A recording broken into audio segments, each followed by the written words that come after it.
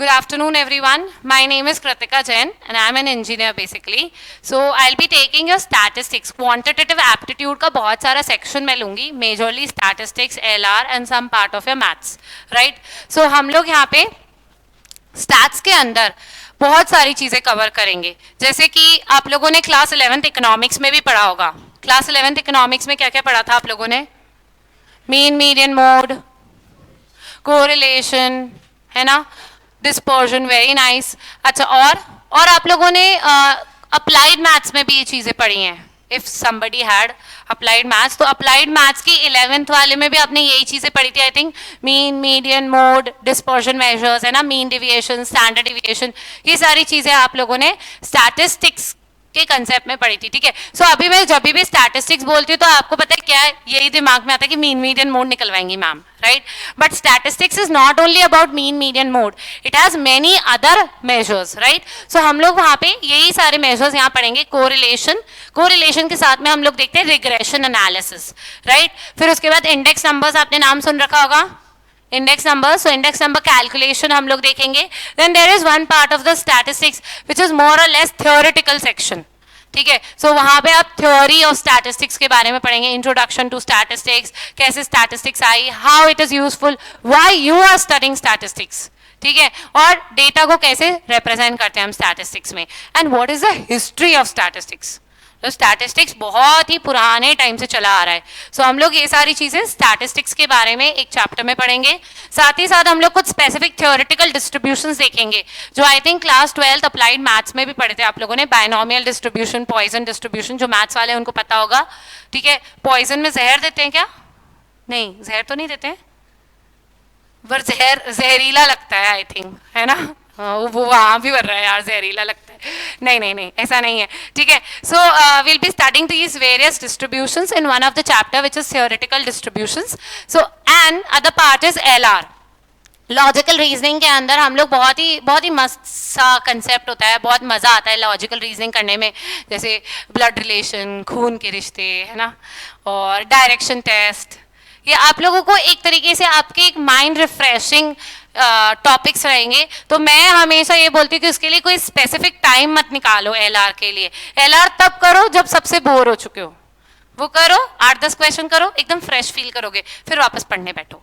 So I never say कि आप उसके लिए टाइम निकाल के उसको काम करो. नो, आप उसको जब आपको मन करे, जब आप बोर हो गए हो, जब आपका पढ़ने का मन नहीं है, तब आप LR करो. ठीक है. सो LR इज दैट पार्ट. ठीक है. And that is very important. You will be having 40 marks for statistics, 40 marks for maths, and 20 marks is for LR section. ठीक है. मैथ्स के अंदर you will be having basics of maths. जो आपने class 10 तक maths पढ़ा था ना, वो तो हम यूज करेंगे ही. साथ में कुछ सेक्शंस हम क्लास 11th और 12th की मैथ्स के भी लेंगे, राइट? सो थोड़ा सा कैलकुलस भी होगा. मैं ये नहीं कह रही बहुत सारा होगा, थोड़ा सा कैलकुलस भी होगा, थोड़ा सा सेट्स भी होगा. ठीक है. थोड़ा सा आपका simple interest, compound interest, annuity पढ़े, सुने शब्द, एन्युटी, है ना, ये सारी चीजें आएंगी. Linear equation in 2 variables class 10th में पढ़े थे. बस यहाँ आपको ग्राफ बनाने नहीं बोलेंगे हम. ठीक है. यहाँ पे ग्राफ नहीं है. It is an MCQ, objective based paper, right? दूसरा यहाँ पे लीनियर इनइक्वालिटीज, छोटी क्लासेस में रेशियो पढ़े, प्रपोर्शन पढ़े, लॉगरिथम, लॉग आपके लिए इंट्रोड्यूस होएगा नया. ठीक है. For non math students log is new to them. Indices, index number, indices मतलब पार्स, एक्सपोनेंट्स पढ़ते थे हम, 2 की पावर 3, 4 की पावर 8, ऐसे कैलकुलेट करना. All these will be seeing in our math syllabus also, right? So major quantitative part I will be taking up. हम लोग स्टार्ट करते हैं स्टैटिस्टिक्स से. So starting with statistics, let's first know what is statistics all about. Statistics किसके बारे में पहले बताएंगे आप मुझे?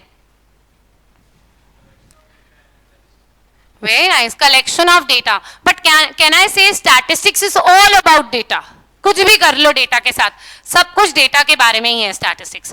सो statistics deals only and only with data. So statistics is anything about data. So अगर स्टैटिस्टिक्स की बात करते हैं ना, तो हम यहाँ पे डेटा की भी बात करते हैं. Now what do we mean by data? Data क्या होता है? कोई भी इंफॉर्मेशन किसी भी कैरेक्टरिस्टिक के बारे में, किसी भी क्वालिटी के बारे में, किसी भी पैरामीटर के बारे में, है ना, यही होता है डेटा. कि मैंने आपसे बोला, मैंने पूछा आपके मार्क्स कितने आए अकाउंट्स में, सो आपने बोला 90. सो दिस इज अ डेटा.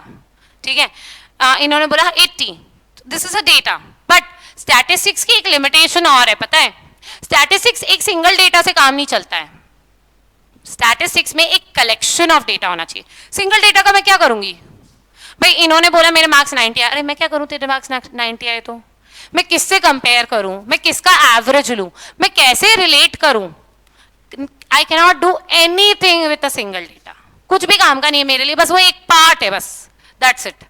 पर स्टैटिस्टिक्स हमेशा किसके साथ डील करता है, अ collection of data, it's not about data only, a collection of data. So multiple data होना चाहिए आपके पास, एक ग्रुप ऑफ डेटा होना चाहिए, सो दैट आप उसको कंपेयर कर सको, आप उसका एवरेज निकाल सको, आप उसको रिलेट कर सको, आप कंपेयर मतलब मैक्सिमम वैल्यू निकाल सको, मिनिमम वैल्यू निकाल सको, ठीक है। All these things we can do with a series of data और कलेक्शन ऑफ डेटा और मल्टीपल वैल्यूज ऑफ डेटा, ठीक है क्या। So it is all about data. Now statistics से ना एक प्रोसेस होती है, इट इज अ प्रोसेस, पूरी की पूरी प्रोसेस है। डेटा कलेक्ट कर लेते हैं, अब कलेक्ट करने के बाद जरूरी तो नहीं सारा सही डेटा कलेक्ट करके आए होंगे, किसी ने बोला मेरे 35 मार्क्स आए, मैंने सुना 45, मैंने 45 लिख दिया, ठीक है। हम फील्ड के मेजरमेंट की बात करें, वो बोल रहे हैं मेरा 50/60 का फील्ड है, हम सुन रहे 60/60 का फील्ड है।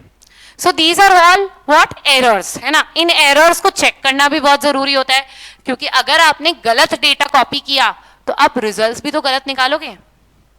वही होता है ना मैथ्स के अंदर, जैसे हमने क्वेश्चन ही गलत कॉपी कर लिया तो अल्टीमेटली आंसर भी गलत ही आएगा। So same happens in case of statistics also. So सबसे पहला काम यहाँ पे क्या होता है, सबसे पहला काम होता है कलेक्शन ऑफ डेटा, कि आप डेटा को कलेक्ट करो जहां से आपको मिल सके। जैसे फॉर एग्जाम्पल मैं स्टडी करना चाहती हूँ क्लास 12 के अकाउंटेंसी के मार्क्स, तो यार मुझे कहाँ जाना चाहिए, क्लास 12 के बच्चों के पास, है ना, वो ही मुझे बता सकते हैं कि उनके क्लास 12 में अकाउंट्स में मार्क्स कितने आए। अगर मैं क्लास 10th वाले बच्चों के पास जाती हूँ और पूछती हूँ तुम्हारे 12th में अकाउंट्स के मार्क्स कितने आए, क्या वो सही होगा, नहीं। So I have to go to the relevant person जिसके पास डेटा हो, या जिसके पास ऑलरेडी कलेक्टेड हो, मैं उससे मांग लूँ कि भाई किसी ने ऑलरेडी रिसर्च कर रखी थी, उसके पास डेटा पड़ा है, तो मैं उसी के पास चली गई, भाई तेरे पास 12th का डेटा था, मुझे दे दे, ठीक है। सो दिस इज व्हाट, क्या आप रेलेवेंट पर्सन से वो डेटा कलेक्ट करके लाए। सो कलेक्शन ऑफ डेटा भी स्टैटिस्टिक्स का पार्ट है, आपको कलेक्ट खुद ही करना है यहाँ पे, ठीक है। देन सेकंड स्टेप इसमें क्या होता है, चेकिंग फॉर द डेटा, है ना। हम इसको चेक करते हैं वेदर इट इज करेक्ट और नॉट, इसकी एक्यूरेसी को चेक करते हैं, उसको क्या बोलते हैं हम, स्क्रूटनी ऑफ डेटा।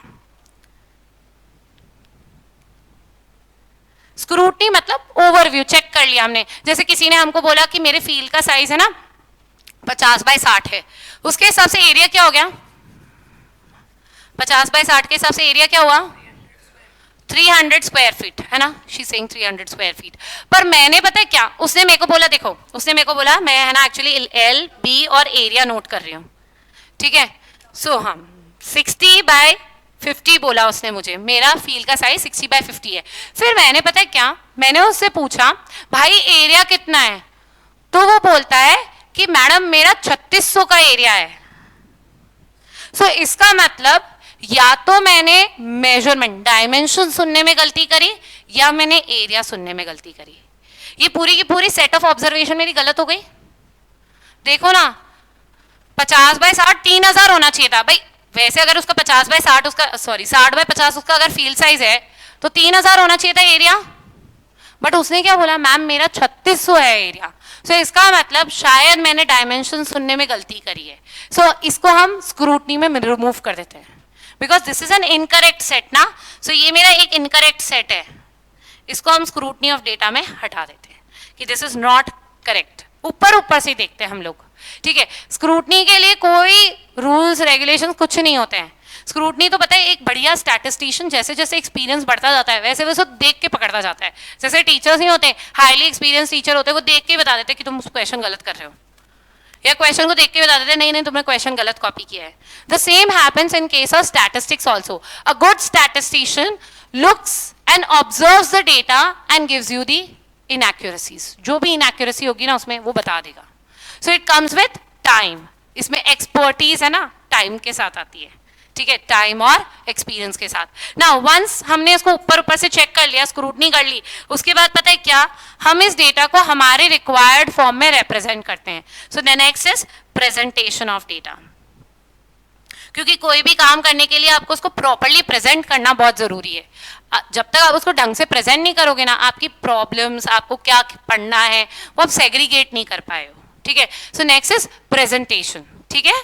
स्क्रूटनी के साथ में ही हम क्लासिफिकेशन भी कर देते हैं, या प्रेजेंटेशन के साथ में ही क्लासिफिकेशन हो जाता है, अलॉन्ग विद प्रेजेंटेशन वो क्लासीफाई भी हो जाता है।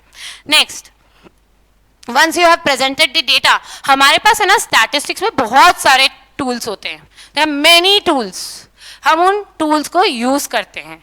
सो हम क्या कर रहे हैं, एनालाइज कर रहे हैं अब डेटा को using our statistical tools. Tools मतलब औजार नहीं है, यहाँ पे अलग अलग फॉर्मूलेज हैं, अलग अलग मेथड्स हैं जिनको आप यूज कर सकते हो और उस डेटा को एनालाइज करते हो, जो भी आपको रिक्वायरमेंट है। जैसे मैंने रेनफॉल का डेटा कलेक्ट कर रखा है, फिर मैं उसको एनालाइज कर रही हूँ कि यार यहाँ पे मतलब हाई रेनफॉल रीजन है क्या ये, या लो रेनफॉल या मीडियम रेनफॉल है, या यहाँ पे बहुत ही सीजनल रेनफॉल है। ऑल दीज थिंग्स, मतलब ये सारी चीजें क्या होती है, एनालाइजिंग, ठीक है। So there are many statistical tools to analyse this data, ठीक है। सो जो डेटा आपने कलेक्ट किया उसको हम एनालाइज करेंगे, analyse using statistical tool.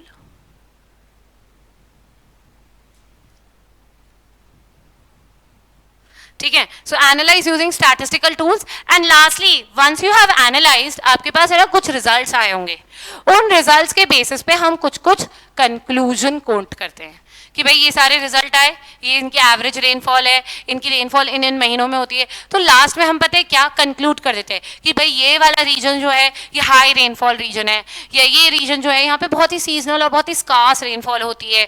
So this is how we conclude something, है ना। जैसे for example I'll ask you your marks, है ना। say for example मैंने किसी भी बच्चे से मार्क्स पूछे, तो उसने मुझे बताया मैम मेरे फर्स्ट एग्जाम में 50 आए आउट ऑफ 100 की बात करें हम, ठीक है। सेकेंड एग्जाम में मैम मेरे 60 आए, थर्ड एग्जाम में मैम मेरे 40 आए हैं, ठीक है। फिफ्थ एग्जाम में मैम मेरे 55 आए हैं, सिक्स एग्जाम में मैम मेरे लेट्स से 45 आए, ठीक है। तो इसका मतलब जब मैं उसको देखूंगी ना डेटा को, तो मैंने इसका एवरेज निकाल लिया, ये स्टैटिस्टिकल टूल है, मीन निकाल लिया, मतलब एवरेज निकाल लिया। मान लेते हैं मीन 52 आया, ठीक है। तो लास्ट में मैं कंक्लूड क्या करती हूँ, ये एक एवरेज बच्चा है, ये मेरा कंक्लूजन है, right. This is an average student. अगर कोई एक बच्चा मुझे बोलता है मेरे मार्क्स मैम ये आ रहे हैं 99, 100, कोई बोल रहा है मैम 99, फिर 100, फिर बोले मैम एक एग्जाम में मेरे 98 रह गए, फिर वापस बोले 100, फिर 99, 100, तो मैं क्या बोलूँगी, भाई ये तो ओवर इंटेलिजेंट बच्चा है। मतलब मैंने जब इसका एवरेज निकाला तो उसका एवरेज 99.5 आ रहा था, तो ये क्या बोलेंगे हम, he is a very intelligent student. ये क्या था, कंक्लूजन था। इस कंक्लूजन को यूज करके हम हमारे आगे के फ्यूचर प्लान्स को, वी कैन से डिसीजंस को ले सकते हैं, आगे जो फ्यूचर डिसीजंस लेने हैं हमको वो ले सकते हैं। जैसे फॉर एग्जांपल आप लोगों को ये तो पता है, जैसे हम लोग कहीं पे भी इन्वेस्टमेंट करते हैं तो हमको प्रॉफिट उसी हिसाब से मिलता है। सो इन्वेस्टमेंट कर रहे हैं हम, ठीक है, और उसके हिसाब से हमको प्रॉफिट मिल रहा है। सपोज मैं किसी बिजनेस के अंदर 10,000 का इन्वेस्टमेंट करती हूँ, तो पता है क्या, मुझे 100 रुपये का प्रॉफिट मिल रहा है, ठीक है। फिर मैंने सोचा यार इस बार अपन 20,000 का इन्वेस्टमेंट करते हैं, तो मुझे ना 200 का प्रॉफिट मिल गया। फिर मैंने सोचा नहीं यार थोड़ी और कैपिटल डालती हूँ, प्रॉफिट बढ़िया मिल रहा है, तो मैंने इसमें 50,000 का इन्वेस्टमेंट किया और यहाँ पे मुझे 500 का प्रॉफिट हुआ। फिर मैंने ₹1,00,000 का इन्वेस्टमेंट कर दिया, क्योंकि पैसा बढ़ता जा रहा था, तो मैंने यहाँ ₹1,000 का प्रॉफिट कमाया। अब बताए क्या, ये जो डेटा दे रखा है इसको हम एनालाइज करते हैं। एनालाइज कर रही हूँ और मैंने क्या सोचा कि मेरे को हर बार है ना 1% प्रॉफिट मिल रहा है। देख लो जितना इन्वेस्टमेंट कर रहे हो ना उसके बेसिस पे 1% का प्रॉफिट मिल रहा है, चेक करो 1% है, राइट। अब कोई मुझे पूछता है कि है ना आप फ्यूचर में आपको है ना 5,000 रुपये कमाने हैं, ठीक है, तो बताओ कितने रुपए का आपको इन्वेस्टमेंट करना है, 5 लाख का। ये कैसे आया, आपने क्या किया था, एक्चुअली डेटा कलेक्ट किया, डेटा कलेक्ट करके आपने स्टैटिस्टिकल टूल यूज किया, जिससे आपने क्या निकाला, प्रपोर्शन, ठीक है। स्टैटिस्टिकल टूल से आपने प्रपोर्शन निकाली कि प्रॉफिट जो है वो 1% ऑफ दिस है इन्वेस्टमेंट, ठीक है। फिर आपने कंक्लूड क्या कर लिया कि भाई 1% प्रॉफिट बनता है, मेरा कितना भी इन्वेस्टमेंट करूं 1% मेरा स्टैंडर्ड रेट है प्रॉफिट का। अब फ्यूचर में कभी कोई डिसीजन लेने बोले कि क्या 5 लाख का मतलब इन्वेस्टमेंट आपको बढ़िया प्रॉफिट दे देगा, मतलब 5,000 7,000 तक का प्रॉफिट दे देगा, 5,000 4,000 3,000 का प्रॉफिट, तो आप बोलोगे हाँ हाँ दे देगा दे देगा। क्यों, क्योंकि आपने फ्यूचर डिसीजन किसके बेसिस पे लिया, आपने जो रिजल्ट निकाला उसको कंक्लूड करके कंक्लूजन सेट कर लिया कि नॉर्मल सिनेरियोज में everything is under normal cases. मान लो कुछ एकदम ही कोविड आ गया, तो 5 लाख का करो चाहे 50 लाख का करो, प्रॉफिट बनाना हो सकता है मुश्किल हो जाए, राइट? सो हम ये बोलते हैं सब कुछ नॉर्मल सिनेरियोज में ही चलता है, everything is subjected to conditions, right? So same applies with statistics also, एक सेट ऑफ कंडीशंस तो सेटिस्फाई होनी ही चाहिए। सो लास्ट स्टेप जो हमारा स्टैटिस्टिक्स में रहता है ना, एनालाइज यूजिंग स्टैटिस्टिकल टूल्स, और उसके बाद हम क्या लिख देते हैं, गिव इन्फ्रेंसेस और गिव योर कंक्लूजन्स और स्टेट कंक्लूजन्स और इन्फ्रेंसेस। इन्फ्रेंसेस वही मतलब जो आपने स्टडी किया उसके बेसिस पे आपने इन्फ्रेंसेस निकाल दिए कि ये होगा, ठीक है? क्या समझ आई ये चीज? सो स्टैटिस्टिक्स है ना अपने आप में एक प्रोसेस है, ऐसे नहीं सिर्फ मीन मीडियन मोड निकाल दिया काम हो गया, नहीं, मीन मीडियन मोड निकाला उसके बेसिस पे कुछ कंक्लूड किया और वो आपको फ्यूचर डिसीजंस में हेल्प करता है, ठीक है? So these tools are actually useful for making future decisions. आई बात समझ में? Is this clear everyone? okay, so मैं लिमिटेशन में भी एक बात करी थी, अब ये तो हमने देखा स्टैटिस्टिक्स है ही, अब इसके एडवांटेजेस की अगर मैं बात करूं तो स्टैटिस्टिक्स हम हमारी डे टू डे लाइफ में हर जगह यूज करते हैं। Statistics is utilise in our day to day life everywhere, मतलब be it at your student level, be it at your parent level, be it any organisation, छोटी से छोटी organisation भी statistics को यूज करती है। आई गिव एन एग्जाम्पल, घर का ही एग्जाम्पल होता है ये, सो मैं डोमेस्टिक में ही बता रही हूँ, ठीक है? मम्मी है ना हर महीने पापा से कुछ घर खर्च के पैसे लेती है, सबके घर में लेती होंगी मम्मी, है ना? So every month your mother as, let's say आपकी मम्मी है ना हर महीने 50,000 रुपये पापा से घर खर्च के लेती है, 50,000 ज़्यादा हो गए, चलो 30,000, ठीक है? 30,000 रुपये मम्मी ने घर खर्च के लिए लिए। पता है मम्मी इसमें इस घर खर्च में से कुछ सेव भी करती है, शी ऑलवेज सेव्स। तो उन्होंने कितनी कैलकुलेशन कर रखी है कि भाई हमारा घर, मेरे को इसमें से ना 3,000 रुपये बचाने हैं, वो सोच के रखती हैं कि 3,000 रुपये मुझे इस 30,000 से बचाने हैं। क्यों? क्योंकि उन्होंने पहले से कैलकुलेट कर रखा है कि हमारे घर में सब्जी इतने रुपए की आती है महीने भर में, हमारे घर का दूध का बिल जनरली ये रहता है, इट फ्लक्चुएट्स, है ना, बट यही रहता है टेंटेटिव, ठीक है?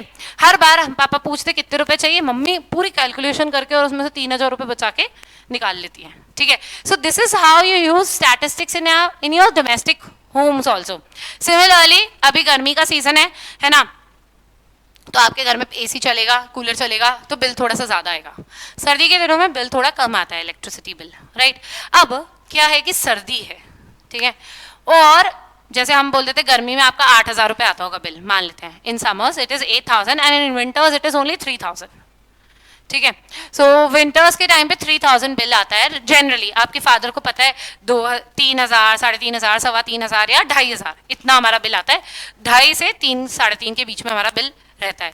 अब इस बार सर्दियों में बिल आ गया 5,000 बिल आ गया। अब आते हैं पिताजी घर पे, बिल तो भर के आएंगे ऑब्वियसली, नहीं तो बिजली कट जाएगी, ठीक है? बिल तो भरिया है, पर घर पे निकलता है गुस्सा, ठीक है, कि तुम फालतू बिजली चालू रखते हो, इतना बिल आ गया, 5,000 रुपए का बिल आया है, कितना आता है, 3, 3,500 रुपए बिल आता है, 5,000 का बिल आ गया, तो पापा उसी दिन से चालू कर देते हैं, स्विच बंद कर, फालतू मत चला, ये मत कर। इसका मतलब क्या, पापा ने एक स्टैटिस्टिक्स, एक डेटा बना के रख रखा था कि मेरा सर्दियों का बिल कितना रहता है, 2.5 से 3,500, और अभी 5,000 आया है, इसका मतलब it is exceeding the limit, so we have increased our electricity consumption in this month, या फिर हम उसको अननेसेसरीली वेस्ट कर रहे हैं।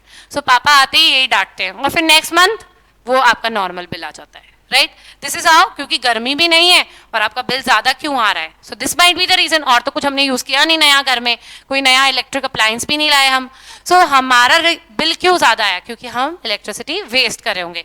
या फिर पापा आते ही डांटते हैं, टीवी चलाए रखते पूरा दिन, ठीक है, बिल आता है, ठीक है, या फिर आपने फालतू लाइट जला रखी है, बिल आ रहा है, ठीक है? So this is what, this is domestic usage. अब हमने देखा डोमेस्टिक स्केल पे हम लोग ऐसे यूज करते हैं। ऐसे किसी कंपनी पॉइंट ऑफ व्यू से बात करें, suppose there is a business person, ठीक है, एक बिजनेसमैन है।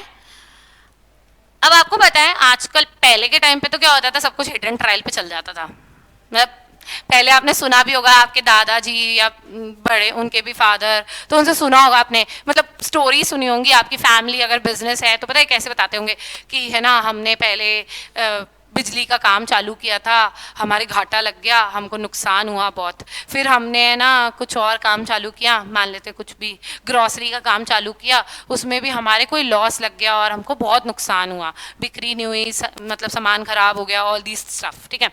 बट फिर हमने ये वाला धंधा चालू किया और ये हमारा चल गया। ये आपने आई थिंक ऑलमोस्ट सुना ही होगा, और बहुत सारे मतलब सक्सेसफुल लोगों से भी सुना होगा ये स्टोरी कि पहले के टाइम पे ना धंधे बहुत फेल होते थे, बहुत ज्यादा फेल होते थे, ठीक है। सो ऐसा क्यों होता था? क्योंकि पहले के टाइम पे ना डिसीजंस बस ऐसे ले लिए जाते थे, हिट एंड ट्रायल के बेसिस पे, क्योंकि बहुत ज्यादा हमारे पास इंफॉर्मेशन अवेलेबल नहीं थी, बहुत ज्यादा कनेक्टिविटी नहीं थी। But now days you have Google, है ना, आप टाइप करो, you will get all the data, उसके बेसिस पे आप आपके प्रॉपर डिसीजंस लेते हो। सो आजकल पता है बिजनेस के अंदर सारे डिसीजंस उसके डेटा के हिसाब से ही लिए जाते हैं। हमको हमारे दुकान में स्टॉक क्या रखना है ये भी हम रिसर्च करते हैं पहले कि हमारे कंज्यूमर्स क्या मांग रहे हैं। जैसे for example I have a shop, ठीक है, एक दुकान है मेरी, ग्रोसरी दुकान है, ठीक है, which is one is situated at Vaishali Nagar, यहाँ मेन रोड पे बाहर, ठीक है। तो ये तो मेरी वैशाली नगर की दुकान है। अच्छा, वैशाली नगर में यार काफ़ी बढ़िया पैसे वाले लोग भी रहते हैं और लो इनकम पीपल भी रहते हैं, ठीक है। बट हमारी यहाँ पे दुकान है और यहाँ पे बढ़िया लोग खूब पैसा भी खर्च कर सकते हैं, ऐसे लोग हैं, ठीक है। और एक है ना, पता है क्या, मेरी एक दुकान मैंने खोल रखी जनाना हॉस्पिटल के पास में। जनाना हॉस्पिटल देखा है आप लोगों ने? उसके पास में हमने एक दुकान खोल रखी है। अच्छा बताओ, अगर मैं जनाना हॉस्पिटल, पहले बताओ जनाना हॉस्पिटल गवर्नमेंट हॉस्पिटल है, ज्यादातर you will expect more of low income people there, या बीपीएल लोग जो होंगे वो, या लो इनकम पीपल जो होंगे वो ज्यादातर आपको मिलते हैं। You will not find any मतलब अच्छा रिच पीपल गोइंग टू जनाना hospital until and unless it is very crucial या कुछ ऐसी प्रॉब्लम है तो बात अलग है। अदरवाइज आपको मीडियम लेवल वाले पीपल और एक हाई पेइंग वाले पीपल वहां नहीं मिलेंगे, ठीक है। सो अगर मैं मेरी जनाना हॉस्पिटल वाली शॉप पे रख रही हूँ Dark Fantasy, Choco Rolls, Bourbon, ठीक है, और चॉकलेट्स के नाम पे सिल्क, क्रैकल, तो क्या वो बिकेंगी? स्टॉक पूरा डेड हो जाएगा, एक्सपायर ही हो जाएगा, है ना। और अगर मैं वहां पे Parle G, Monaco, Kismi bar, all these types of chocolates and all these types of toffee रखूंगी या बिस्किट्स रखूंगी, नमकीन भी नॉर्मल वाली, ठीक है, सो वहां पे वो बिकने के चांसेस हैं, यस। सो आपको पता है, आपने नोटिस भी किया होगा दुकानदार रखता ही नहीं है। आप जाके जनाना हॉस्पिटल के बाहर जाके पूछ लेना, भाई साहब सिल्क मिलेगी क्या? बहुत rarely you will find a Silk there, ठीक है। बट अगर आप इस वैशाली नगर वाली दुकान पे जाओ तो भाई साहब इनके पास तो फरेरो रोशर, लिंड विंड सब मिल जाएगी, ठीक है। भाई बिक रही है यहाँ पे यार, लोग खरीदने आ रहे हैं, मेन रोड पे मेरी दुकान है, कोई भी चलता हुआ रुक जाएगा, लिंड खरीदनी है खरीद सकता है वहाँ पे, ठीक है। उसको फरेरो रोशर खरीदनी है मिल सकती है। यही वहाँ पे आपको फरेरो रोशर मिलेगी क्या? भाई एक लड्डू ही कम से कम 50 रुपए का पड़ता होगा मेरे हिसाब से, वो 6 का पैकेट आता है 300-400 रुपए का, शायद 6 फरेरो रोशर का 300 का आता है शायद, मुझे जहाँ तक पता है 350 है। भाई मैंने नहीं खरीदा, भाई मैं इतना महंगा लड्डू नहीं खा पाती हूँ, ठीक है। सो 60 रुपए का एक लड्डू खाने के लिए कौन पैसे खर्च करेगा यहाँ पे, राइट। बट यहाँ पे दे रहे हैं लोग, दे आर बाइंग, ठीक है। So that depends. अब मैं यहाँ पे अगर फरेरो रोशर, लिंड वगैरह नहीं रखूंगी तो कोई मेरी दुकान पे ही नहीं चढ़ेगा, ठीक है। क्यों? क्योंकि यार यहाँ पे डिमांड ही वही है, मेरा स्टॉक ही मुझे ऐसा रखना पड़ेगा along with normal stock also. But यहाँ पे मुझे ये सारी चीजें रखनी पड़ेंगी, क्यों? क्योंकि मेरे कंज्यूमर्स ये मांग रहे हैं, और अगर मैं वहां लिंक लेके बैठूंगी ना, वो मेरी बिकेगी ही नहीं, मुझे खुद ही खानी पड़ेगी, नहीं तो एक्सपायर हो जाएगी, ठीक है। So this is how we manage a stock also. So nowadays day to day life में भी, बिजनेस, किसी भी बड़ी ऑर्गेनाइजेशन में आप जाओगे, everything is through data only, everything is through researchers only. So now days पता है ये रिसर्चर्स, डेटा कलेक्शन, इनका डिमांड बहुत बढ़ गया है, मैनेजमेंट का डिमांड बहुत बढ़ गया है। क्यों? क्योंकि आजकल ऐसे ही डिसीजंस नहीं लिए जाते कि इंट्यूशन पे डिसीजन ले लिया, हाँ करके देखते हैं होगा जो देखा जाएगा, वैसा वाला नहीं होता है आजकल, हिट एंड ट्रायल पे नहीं चलता है, एवरीथिंग इज ऑन रिसर्चेस। सो इसीलिए आजकल ये डेटा एनालाइजर्स और इनकी डिमांड बहुत इंक्रीज हो गई है, बिकॉज कंपनी इतने बड़े बड़े इन्वेस्टमेंट कर रही है तो वो हवा में नहीं करेगी, it will research and then do, right. So nowadays the demand for statistics or we say the utilization of statistics is very high। आप लोग क्यों पढ़ते हैं? क्योंकि कॉमर्स और इंडस्ट्री, आप सब कुछ कॉमर्स, बिजनेस ऑर्गेनाइजेशंस, इसी के बारे में पढ़ोगे। सो आपके लिए भी ये बहुत इंपॉर्टेंट है. And you also deal with the countries economics. So economics की एक ब्रांच ही स्टैटिस्टिक्स के साथ डील करती है, जिसे हम बोलते हैं इकोनोमेट्रिक्स ब्रांच.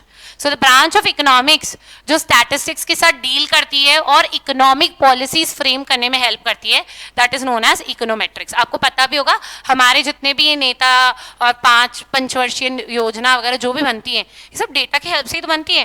भाई इस जगह पे अनएम्प्लॉयमेंट बहुत ज़्यादा है तो वहाँ एम्प्लॉयमेंट अपॉर्चुनिटीज़ जनरेट कर देते हैं वो लोग, है ना. यहाँ पे हेल्थ केयर फैसिलिटीज़ बहुत ख़राब है तो यहाँ 2-4 गवर्नमेंट हॉस्पिटल खोल दिए या गवर्नमेंट कॉलेजेस खोल दिए, सो दैट वहाँ की हेल्थ केयर फैसिलिटीज़ इंप्रूव हो जाए. सिमिलरली किसी भी नेता के भाषण में भी सुन लेना, हर नेता के भाषण में यही होता है कि देखिए पहले वाली सरकार के दौरान ये प्रॉब्लम हुई. कहाँ से आई? उसने डेटा कलेक्ट किया होगा तभी आई. या हमारी सरकार में देखिए ये डेवलपमेंट हुआ, वो कहाँ से आया? उसने डेटा कलेक्ट किया और वो आपको नंबर्स ही डिस्प्ले कर रहे हैं, right. So these are nothing, we everything is about statistics only. अब उन्होंने तो 100 घर जाके कलेक्ट किया होगा, पर तुम्हें 100 घर का डेटा नहीं दिखाते, तुम्हें सिंगल डेटा दिखाते हैं कि भाई साहब देखिए हमने ऑन एन एवरेज इनकम ये बनाई लोगों की, पर कैपिटा इनकम ये हो गई, राइट. सिंगल वैल्यू वो कैसे आई? उन्होंने स्टैटिस्टिक्स के माध्यम से उसको कलेक्ट किया, टूल्स लगाए, एनालाइज किया और एवरेज वैल्यू आपके सामने प्रेजेंट करी. ठीक है क्या? और ये आपके आगे फ्यूचर डिसीजन मेकिंग में हेल्प करती है. आई बात समझ में? So statistics has huge amount of utilizations or applications in commerce and industry, business management and economics. But along with its advantages, there are limitations of statistics also. Statistics आपको कई जगहों पर लिमिट restrict भी कर देती है. So let's talk about the various limitations of statistics. The first limitation which I already specified was single data या single value का यहाँ कोई महत्व नहीं होता. ठीक है. It always deals with aggregate multiple values. ठीक है. सो स्टैटिस्टिक्स की ये सबसे इंपॉर्टेंट लिमिटेशन है और सबसे बड़ी लिमिटेशन भी कह सकते हो आप कि single value has no importance in statistics. It always deals with a collection of values. Single value के बस ये महत्वपूर्णता है कि वो पार्ट है, बस बहुत सारे का एक पार्ट है, दैट्स इट. बाकी सिंगल वैल्यू की यहाँ पे कोई महत्वपूर्णता नहीं है या इंपॉर्टेंस नहीं है. सो single value is of no use. It deals with aggregates.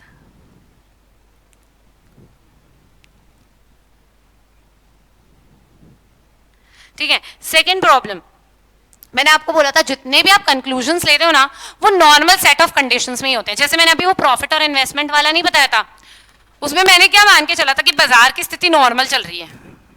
ठीक है. हम ये मान के चल रहे हैं कि जो बाजार है, जो हमारी डिमांड है, जो हमारा प्रोडक्शन है, जो हमारी फैक्ट्री है, वो नॉर्मल सिचुएशन पे चल रही है, जैसे चलती है वैसी ही चल रही है. अब मान लो एकदम से कुछ हो जाए, हमारी फैक्ट्री में कोई प्रॉब्लम आ गई, कोई मशीन काम करना बंद कर दी, ठीक है, तो हमारा काम है ना हॉल्ट हो गया फॉर सम टाइम, एकदम शट डाउन हो गई फॉर सम टाइम. या फिर कोई जैसे कोविड जैसी सिचुएशन आ गई, एकदम से बंद करवा दिया, या फिर कोई गवर्नमेंट रूल्स हमने वायलेट कर दिए तो हमारी थोड़े टाइम के लिए फैक्ट्री बंद हो गई.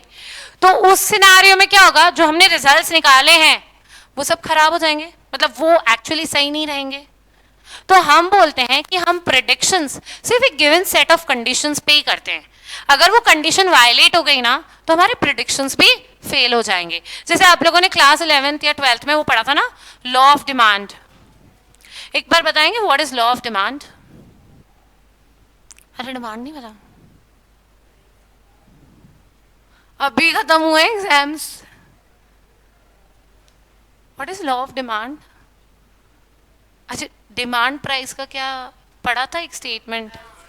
अब जग गए सारे. हाँ बोलो.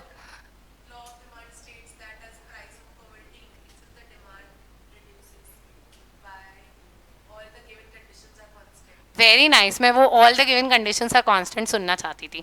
सो बेसिकली लॉ ऑफ डिमांड क्या बोलता है? That the demand is inversely proportional to the price provided all other factors remain constant. यही होती है, मतलब मुझे एग्जैक्टली लॉ ऑफ डिमांड नहीं याद आ रहा है, बट यही कुछ वैल्यू वर्ड्स होते हैं, है ना, कि it is inversely proportional to price provided all other factors remain constant, है ना. यहाँ पे फैक्टर्स कांस्टेंट रखने का मतलब क्या है कि प्राइस और डिमांड इनवर्सली रिलेटेड होंगे ये सेट ऑफ कंडीशंस में। अगर इनमें से कुछ भी वायलेट हो गया तो हमारा हो सकता है ये डिमांड का लॉ फेल हो जाए। जैसे आपने देखा था उन नेसेसरी गुड्स होते हैं, जैसे कोई मेडिसिन है, अब यार मेरे को ये मेडिसिन लेनी ही लेनी है, अब इसकी कितनी भी प्राइस बढ़ती जाए मुझे खरीदनी ही पड़ेगी, सो इट इज अ नेसेसिटी। वो आपकी कंडीशन को वायलेट कर रही है, इसलिए आपका लॉ ऑफ डिमांड भी वहां फेल हो गया। कंडीशन क्या थी कि it should be normal good, ये वो बहुत सारी चीजें थी ना, मतलब एक होता है वो कौन से वाले गुड जो साथ में यूज करते हैं, सब्सटीट्यूटेड गुड्स, चाय कॉफी को सब्सटीट्यूट कर दिया, साथ में यूज करने वाला कार पेट्रोल, ऐसे कुछ थे ना, हाँ कॉम्प्लीमेंट्री गुड्स, करेक्ट। सो ये सारी चीजों के बारे में हम लोगों ने वो अलग रखे थे, exceptional cases, right. So that was कि हमने नॉर्मल कंडीशंस को थोड़ा सा डिविएट हो गए थे, तो इसीलिए हमारा लॉ ऑफ डिमांड भी वहां पे वैलिड नहीं था। सेम अप्लाइज इन स्टैटिस्टिक्स ऑल्सो, जितने कंक्लूजन आप ड्रॉ करते हो ना वो एक गिवन सेट ऑफ कंडीशंस पे ही करते हो, और उसके बेसिस पे जो आपने इन्फ्रेंसेस निकाले वो वैलिड तभी होंगे जब वो कंडीशन सेटिस्फाइड होंगी, ठीक है। सो मेरा वो 1% का लॉ कब चलेगा, जब नॉर्मल कंडीशंस है, मतलब नॉर्मली मेरी फैक्ट्री ऑपरेट कर रही है प्रॉपर, मेरे पास मेरा जो मेरे को ऑपरेटिंग कॉस्ट और ये सब ऑपरेशंस के लिए पैसा चाहिए होता है वो सब है मेरे पास, कहीं रुकावट नहीं आई, कोई रूल वायलेट नहीं किया, कुछ नहीं किया मैंने, तो ही हम उन कंक्लूजन्स को आगे यूज कर सकते हैं। If any of the term और any of the condition is not followed, the results will fail there, ठीक है। So we say statistical inferences are based on specific set of conditions only. So statistical inferences are based on specific set of conditions. If any of them is violated, the inferences will fail. Third, जितने भी statistical tools होते हैं ना, they all are mathematical in nature. तो पता है क्या, statistics का एक disadvantage ये भी है कि यार ये सिर्फ quantitative data के साथ ही deal करता है। अब मैं अगर आपको बोलूँगी what is your smoking habit, so your answer cannot be 1 2 3 4 कि मैं लेवल मतलब स्केल पे रिएट कर रहा हूँ खुद को, मैं 0 स्मोकर हूँ, मैं 1 स्मोकर हूँ, मैं 2 स्मोकर हूँ, मैं 3 स्मोकर हूँ, नहीं। स्मोकिंग हैबिट में आपका आंसर होगा इधर यस और a no, right, that is a smoking habit. अगर मैं पूछूं what is your eating habit, आपका आंसर होगा वेजिटेरियन, नॉन वेजिटेरियन, या चलो एगिटेरियन और बना देते हैं आजकल, तो ये एगिटेरियन, ठीक है। So this is how we answer. तो यहाँ पे तो क्वालिटी आती है, तो जब क्वालिटेटिव डेटा होता है, क्वालिटेटिव मतलब जहां पे आपका answer is not in the form of figures, is not in the form of numbers, वो कहलाता है आपका qualitative data. Gender, it is a quality, it will be male और फीमेल, राइट। मैंने नेशनैलिटी पूछी, इंडियन, इटालियन, फ्रेंच, ब्रिटिश, ठीक है। So this is nationality, this is also a quality. So qualitative data जब होता है ना तो स्टैटिस्टिकल टूल्स को हम यूज नहीं कर पाते हैं। Obviously plus minus multiply divide थोड़ी ना कर सकते हो, Indian plus Chinese is equal to Indo Chinese, जो हम लोग करते हैं इंडो चाइनीज खाना ही बनाते हैं, हम कौन सा ऑथेंटिक चाइनीज खाना बना पा रहे हैं, हमारे यही चलता है, India plus China gives you Indo Chinese खाना, ठीक है। यही होता है, मतलब चाउमीन के अंदर हमारा धनिया डला हुआ होता है, कितनी बार देखा होगा तुमने, नहीं देखा तो नोटिस करना अब की बार, अब मैं बोली हूँ ना तो पक्का नोटिस करना, धनिया डाल देते हैं वो लोग कई बार चाउमीन के अंदर, तो वो क्या इंडो चाइनीज ही तो है, देसी तड़का लगा दिया और आपको noodles they the, noodles is Chinese खाना, और आपको देसी उसमें छौक लगा दिया तो वो बन गया इंडो चाइनीज, राइट। सो ऐसा मिक्सिंग तो आप कर नहीं सकते हो, ठीक है। सो क्वालिटेटिव डेटा का ये एक ड्रॉबैक रहता है। सो उस केस में उसका हमने एक जुगाड़ निकाल लिया, हमने क्या किया, उनको न्यूमेरिकल वैल्यूज असाइन कर देते हैं कि भाई इंडिया को नंबर 1 दे दिया, चाइना को नंबर 2 दे दिया, ठीक है, फ्रेंच को नंबर 3 दे दिया, इटालियन को नंबर 4 दे दिया, ब्रिटिश को नंबर 5 दे दिया, जर्मन को नंबर 6 दे दिया, ऐसे हमने उनको वैल्यूज असाइन कर दी, या मेल को हमने 1 बोल दिया, फीमेल को हमने 2 बोल दिया। तो मैं आपसे पूछ रही हूँ व्हाट इज योर जेंडर, तो हमने 1 बोल दिया, किसी ने 2 बोल दिया, ऐसे हमने डिफाइन कर दिया। सो क्वालिटेटिव डेटा एक प्रॉब्लम तो थी, बट उसको फिर स्टैटिस्टिक्स में इवेंचुअली सॉल्व कर दिया गया। सो यहाँ पे एक लिमिटेशन ये भी है कि it deals only with quantitative data, deals only with quantitative. Quantitative समझते हैं जिसके साथ हम नंबर एसोसिएट कर सकते हैं, जैसे marks, profits, weight, height, we can say sales, investments, all these are what? These are quantitative data. However, qualitative data can be used, but first it has to be converted to quantitative. ठीक है? So deals only with quantitative data. Qualitative का मैंने आपको जुगाड़ बता दिया कि qualitative data are assigned numbers, numerical descriptions, right? Then next, अब पता है क्या, हम लोग जब भी स्टैटिस्टिक्स करते हैं, मतलब जब डेटा कलेक्ट करते हैं, तो यार हमारा जो एरिया ऑफ स्टडी होता है वो कभी कभी बहुत बड़ा भी हो सकता है. एरिया ऑफ स्टडी मतलब डोमेन हमारा, या हम कह सकते हैं हमारा यूनिवर्स, वो कभी बड़ा भी हो सकता है. जैसे फॉर एग्जांपल मैं अजमेर के क्लास 12th के बच्चों की अटेंडेंस जानना चाहती हूँ, या मैं अजमेर के क्लास 12th के बच्चों का वेट जानना चाहती हूँ. वेट, ठीक है, मास. ओके, सो अब यार क्लास अजमेर में क्लास 12th के तो बहुत सारे बच्चे हैं. मैं एक एक बच्चे के पास थोड़ी ना आऊंगी यार तेरा मास बता दे, तेरा वजन बता, तेरा वजन बता, तेरा वजन. इस केस में तो क्या होगा, मेरा बहुत सारा तो टाइम जाएगा, दूसरा मेरा बहुत सारा पैसा भी लगेगा. Time is equal to money here. So मेरा पैसा भी लग रहा और मेरा टाइम भी जा रहा है. तो I will not go to each and every people. तो मैं क्या करती हूँ, मैं ना सिर्फ एक सैंपल पे कर लेती हूँ. सैंपल मतलब एक पार्ट ले लेती हूँ कि कुछ बच्चे स्कूल के ले लिए, कुछ बच्चे स्कूल के, इस बस स्कूल के, स्कूल के, हर स्कूल के थोड़े थोड़े थोड़े थोड़े बच्चे ले लिया. नहीं तो ऐसे तो 50,000 लाखों बच्चे हो जाते. पर अब मैंने क्या किया, उनको छटनी कर दी और मैंने कुछ कुछ बच्चे ही ले लिए. इसे हम बोलते हैं सैंपल. नाउ इस सैंपल के बेसिस पे मैंने क्या ऐसे रैंडमली सिलेक्ट कर लिया. मतलब ऐसा नहीं है कि ये मेरा फेवरेट है तो इसको तो मैं सैंपल में लूंगी, या ये मेरी फेवरेट है इसको मैं लूंगी, या ये मुझे पसंद नहीं है इसको नहीं लूंगी. ऐसा नहीं होना चाहिए. It should be a lottery system sampling. Lottery system sampling, random sampling, very nice. Randomly select कर रहे हैं हम. कोई मेरे लिए मेरे फेवरेट या मेरे को पसंद नहीं वाला केस नहीं होना चाहिए. बायसनेस नहीं होनी चाहिए, राइट. सो ऐसी सैम्पलिंग से जो हम रिजल्ट्स निकालते हैं ना, जब हम रैंडम सैम्पलिंग से रिजल्ट निकाल सकते हैं तो उनको हम आगे भी यूज कर सकते हैं. पर अगर हमने बायस ली तो फिर क्या हो, मेरे लिए रिजल्ट रेस्ट्रिक्टेड है. मेरे केस में ये सही होगा, बाकी आपके केस में हो सकता है आप दूसरा सैंपल बनाओ, आपसे रिजल्ट कुछ और आए. या फिर है ना, पता है क्या, अंजुल सर ने मुझे बोला आपका है ना, हम क्या बोलते हैं, एक्स्ट्रा पैसे मिलते तो बोनस. हाँ यार, वैसे तो बोनस तो क्या मिलेगा मुझे, ठीक है, बोनस है ना. बोनस हम आपका डिसाइड करेंगे डिपेंडिंग अपॉन आपके बच्चे कैसा परफॉर्म कर रहे हैं, ठीक है.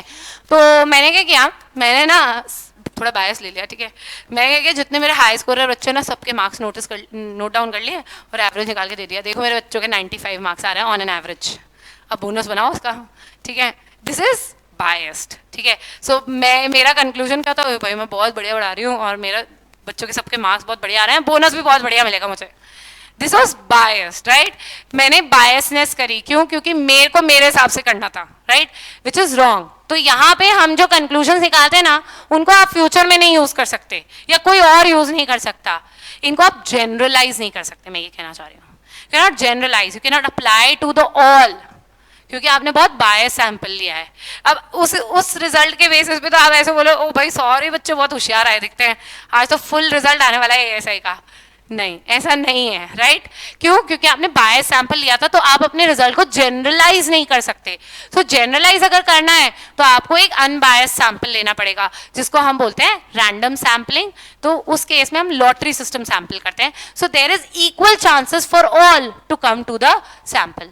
सो only the samples which are randomly selected can be used to generalise the results. Bias sampling is not preferred. ठीक है, क्या समझ आया. सो सैम्पलिंग एक बहुत इंपॉर्टेंट सेक्शन हो जाता है. सो जब भी आपको रिजल्ट्स को जनरलाइज करना है, you have to be very cautious about your samples, right. So we say simple random sampling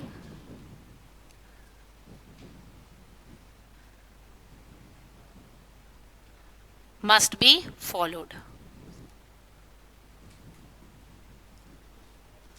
to make statistical inferences.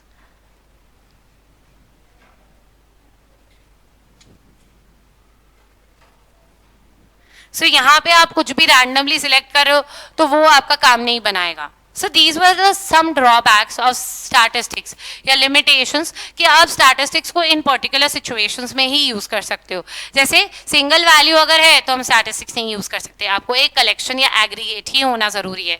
फिर statistical inferences एक particular set of conditions पे ही valid होते हैं. अगर कोई भी condition वायलेट हो गई तो आपने जो भी कंक्लूजन्स किए, जो भी इन्फ्रेंसेस किए हैं, वो सारे फेल हो जाएंगे. They will not be according to your results. ठीक है. फिर it deals only with quantitative data, but इसको हमने ओवरकम कर लिया. कैसे किया कि हमने क्वालिटेटिव डेटा को न्यूमेरिकल डिस्क्रिप्शन असाइन कर दिया, तो हमने उसको ओवरकम कर लिया. Right. And lastly simple random sampling ही हमको यूज करनी है टू जनरलाइज द रिजल्ट्स. अगर आप बायस सैम्पलिंग करते हो तो आप स्टैटिस्टिक्स में कंक्लूजन्स या इन्फ्रेंसेस को जनरलाइज नहीं कर सकते फॉर द पॉपुलेशन. समझ आई ये बात? पक्का एवरीवन? मैंने यहाँ पे दो टर्म्स यूज करी, one is population and the other is sample. What do we mean by population? Population क्या होता है? Total number of people. Okay. The entire area of my study. Can I say this? मैंने class 12 students की बात की थी, तो मेरा पूरा डोमेन, मेरा पूरा यूनिवर्स, मेरा पूरा पॉपुलेशन क्या था? अजमेर के सारे क्लास 12 के बच्चे. That was my domain, that was my population. So हम लोग पॉपुलेशन को क्या बोलते हैं? The domain of study. That is population. अच्छा, पॉपुलेशन की भी कुछ कैरेक्टरिस्टिक्स होती हैं. जैसे कि मैं अगर बात करती हूँ इस कमरे की, तो इस कमरे की कुछ कैरेक्टरिस्टिक्स हैं. इसकी कुछ लेंथ है, इसकी कुछ विड्थ है, इसकी कुछ हाइट है. These are characteristics. वैसे ही पॉपुलेशन की भी कैरेक्टरिस्टिक्स होती हैं. जैसे पॉपुलेशन की एवरेज वैल्यू हो सकती है ना. पॉपुलेशन के अंदर मैक्सिमम वैल्यू हो सकती है, पॉपुलेशन के अंदर मिनिमम वैल्यू हो सकती है, पॉपुलेशन का स्टैंडर्ड डिविएशन हो सकता है, पॉपुलेशन की मोडल वैल्यू हो सकती है कि बहुत फ्रीक्वेंटली अकरिंग होगी कोई. तो उनको क्या बोलते हैं हम? पॉपुलेशन के कैरेक्टरिस्टिक्स. वही पॉपुलेशन को सिग्निफाई कर रही है basically. So the characteristics of population are known as parameters. These are characteristics of features. चलो, कैरेक्टरिस्टिक्स ऑफ पॉपुलेशन कैसे याद रखेंगे? P for population, P for parameter. बड़ी अच्छी चीज है ये. So the characteristics of population are known as parameters. A direct theory question. So statistics में आपके दोनों प्रकार के क्वेश्चंस होते हैं. There are practical questions also and there is theory questions also. So theory questions में आप अपना टाइम सेव कर सकते हो. आपको लर्न होगा, सिंपली टिक करना, काम हो गया. ठीक है. पर प्रैक्टिकल में आपका टाइम यूज होगा. सो क्वांटिटेटिव में आपको ये एक बहुत एडवांटेज मिलता है क्वांटिटेटिव एप्टीट्यूड में, कि आपके कुछ थ्योरी क्वेश्चंस होते हैं ना, तो वहां पे आप टाइम सेव करके आपके प्रैक्टिकल क्वेश्चंस में उनको यूज कर सकते हो. राइट. नाउ अभी एक और वर्ड पढ़ाया था मैंने आपको, सैंपल. सिंपल रैंडम सैम्पलिंग है ना, बोला था ना. So what is sample? Use for sampling.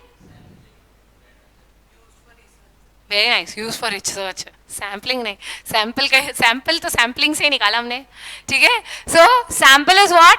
A part of the population which actually represents your population or which can be used as a representative for your population.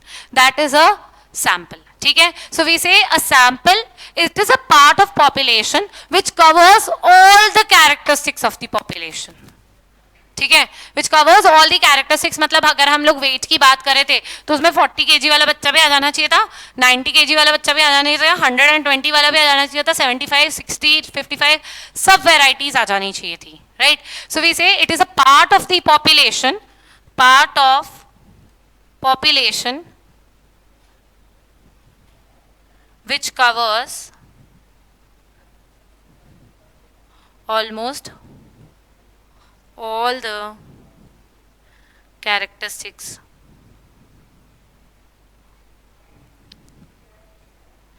of a population.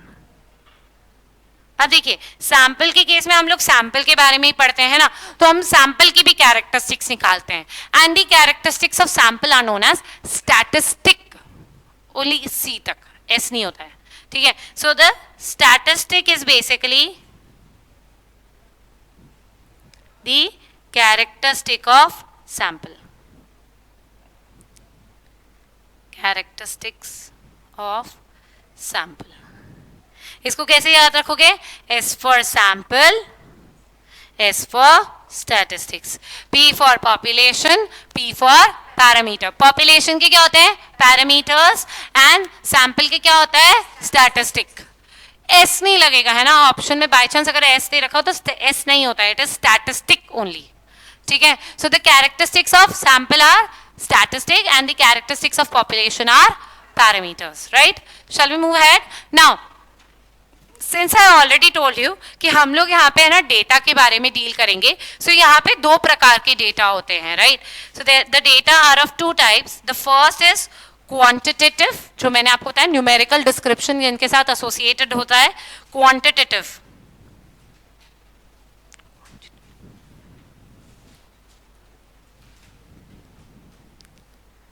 And the other one is qualitative.